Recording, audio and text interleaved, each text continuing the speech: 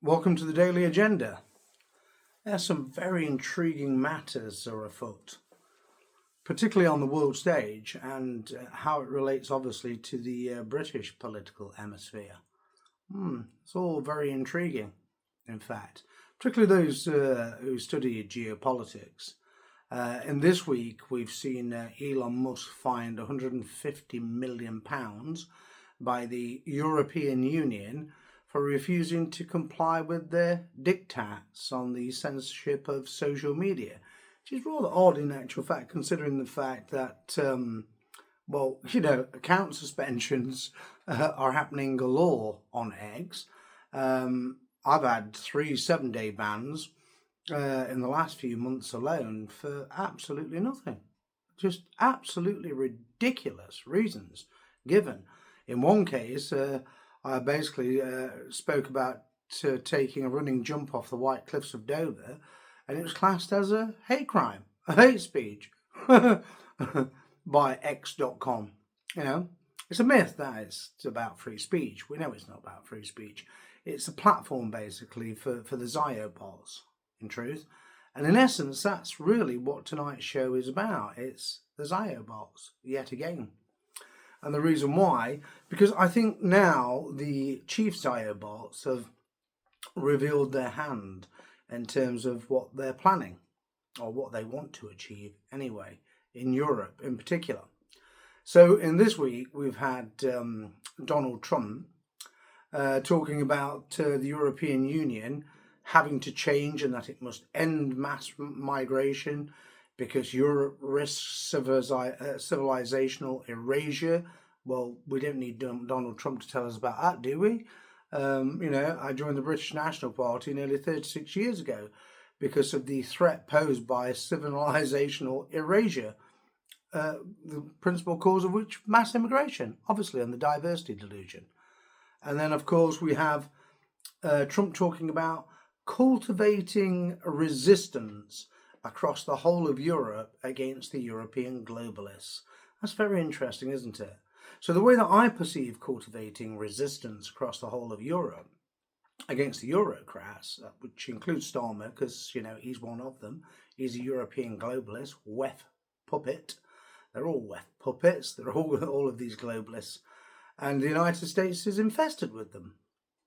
More importantly, it being the epicenter of the WEF eco you-know-what. So I'm sure you do know what I'm referring to, don't you? And for Trump to actually use such language is very interesting because in March this year, the beginning of March this year, I actually I predicted that the US administration was going to embark on a policy of regime change operations, particularly a colour revolution in Britain, in the Anglosphere, more importantly. Yes, those who don't know what a colour revolution is, well, think of flag shagging Kiev and the Maidan Square. It took $5 billion on that particular occasion to topple Yanukovych and plunge Ukraine into absolute chaos, and that war is almost coming to an end.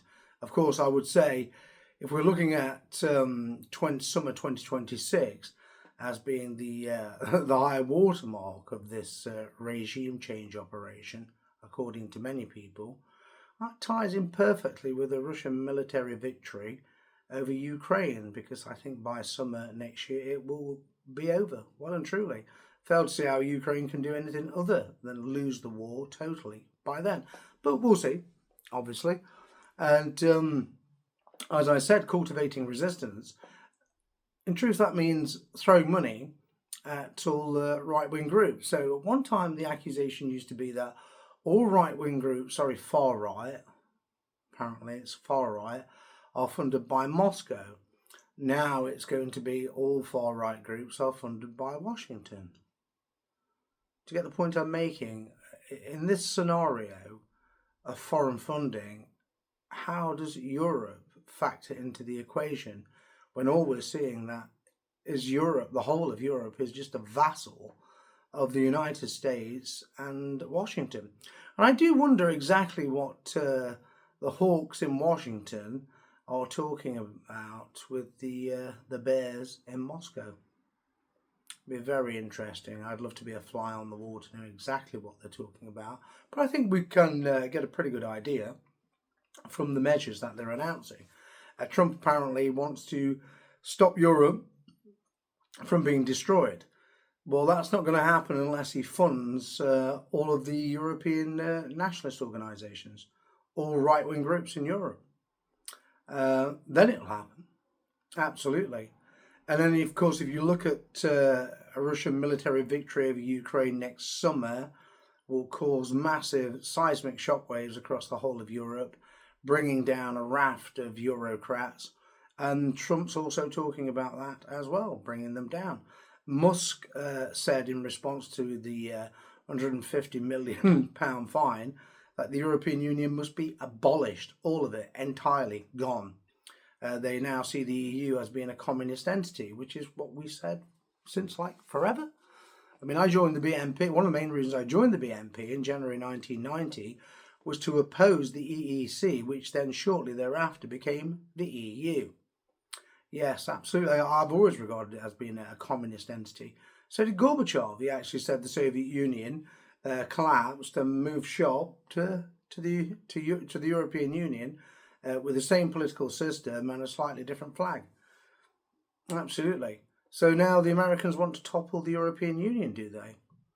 That'd be interesting because the EU has only ever been a vassal of Washington anyway, of the Washington Globalists. So these are very interesting times. And oddly enough, earlier, I was talking to someone, speaking of right-wing groups and who's pulling their strings. So we're going to go back into Tommy Robinson here and Paul Golding and Britain First and Ashley Simon. Now, they told, I won't name this person at this moment in time because we need to have further discussions regarding this matter, but she was told not to appear at a demonstration in Manchester because Tommy didn't want it to happen and didn't like it and wouldn't allow it. So I got a clear impression that Tommy was giving orders to Britain First. And Paul Golding was relaying said orders to Ashley Simon. And Ashley Simon was passing on these thinly veiled threats to the person I'd been talking to, instructing her not to appear or suffer the consequences. And the security team is exactly the same, isn't it? Alias Andy Saxon, you know, the racist killer.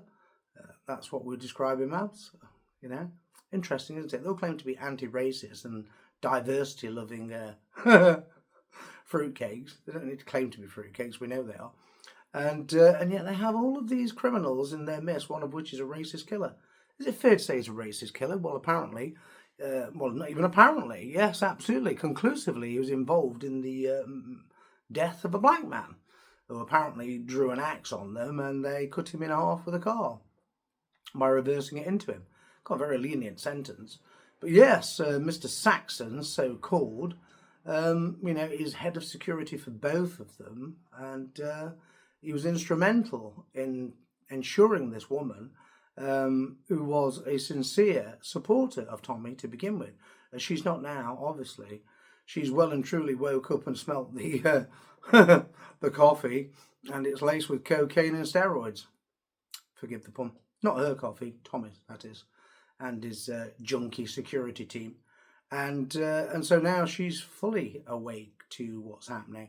And this is a classic example of, you know, what's happening to so many people who get involved with these Zyobot organizations. And yet here we have Trump talking about we need to, you know, cultivate them, which means fund them and organize them. Absolutely. So you can be absolutely certain the CIA and some shady special forces will be involved in that as well. Because that's what happens in all of their regime change operations. And could the United States actually carry out a regime change operation in Europe? Yeah, one by one. All they need to do is create a domino effect. And the whole lot will fall. Nearly the whole lot. Absolutely. The domino effect has to take out the regime in Britain, France, Spain, and Germany. And the others will just flat pack. They'll all flat pack, quite frankly. The Italians, not really important other than the fact that the toe of Europe is being totally and utterly invaded by immigrants, who are then spreading across the whole of Europe like well, I guess you could say what Trump would probably regard as a fungal nail infection, as he seems to refer to a lot of these issues in that manner. And so that's the agenda here. And then we have Jacob Rees-Mogg saying Nigel Farage is going to be arrested and thrown in prison to stop him from winning the next general election, and they'll fabricate some reason for doing that.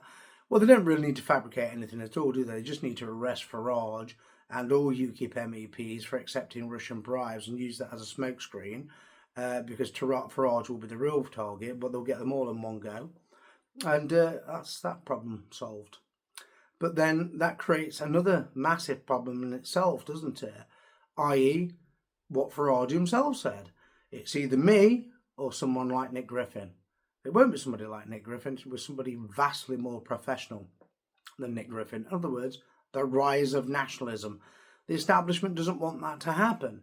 So arresting Farage and throwing him in prison for accepting Russian bribes, allegedly, like Nathan Gill, who pleaded guilty to the same, his wingman at one time, and 7 other UKIP MEPs were doing the same thing according to them. My information is that all of them are on the payroll. But anyway, what does that actually achieve for the establishment? It actually then creates the nightmare scenario that they've always wanted to avoid by using Farage as a safety valve operator. So I'm not convinced of what Rees-Mogg is saying at all, in actual fact, there. And Farage loves playing up to his grandiose narcissistic ego, and of course will buy into it and try and portray himself as being the forever victim, just like Tommy. They're always forever victims, aren't these centre-right crooks? Centre-left crooks. Ideologically, they're centre-left. It's the patriotic sound bites and flag shagging that leads people into their clutches, and then they have to free themselves, like this woman in Manchester. And they free themselves with hard, brutal, painful experience. And that's the whole point, isn't it? Is like the Trump administration wants to fund organisations of this nature.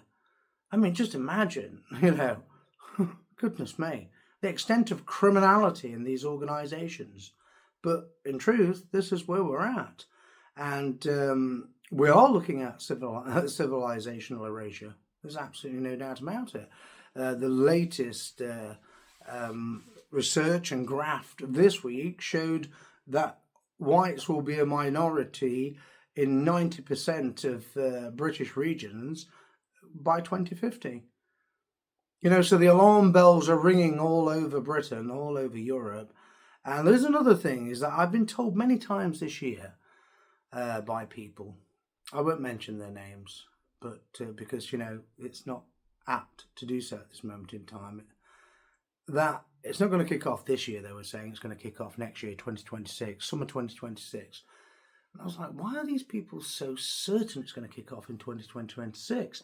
But then, I looked at all of these people and thought, well, they've all got quite good American contacts, every single one of them. One of them even actually has a contact with somebody who has a direct line of communication with the White House, and appeared at the White House as a British journalistic source not too long ago. New media, or alt media, whatever you want to call it, alt media, alt right, etc., alt everything. Well, my opinion is this: nothing can halt what's coming. Absolutely nothing can halt what's coming. Halt with an H, that is. Nothing can halt it. 2026, yeah, absolutely, it's going to be an absolutely epic year, without a doubt. But, once we've fleshed out this issue with Britain First, taking orders from Tommy Robinson, then we'll be back to do a much longer, in-depth podcast about that, because that matter really does need to be explored in greater detail, and it needs to be exposed into the public domain. Because I've said for a very long time now that Britain First is, in actual fact, is controlled opposition. It's playing the imitation game. It's not nationalist. And Paul Golding and his little sidekick, Ashley Simon, they've still not produced that remigration policy, by the way, are just playing the game. So we'll see exactly what type of game they've been playing when I get a chance to speak to my contact in greater detail. So thank you for tuning into the Daily Agenda, and I'll see you again soon. Good night.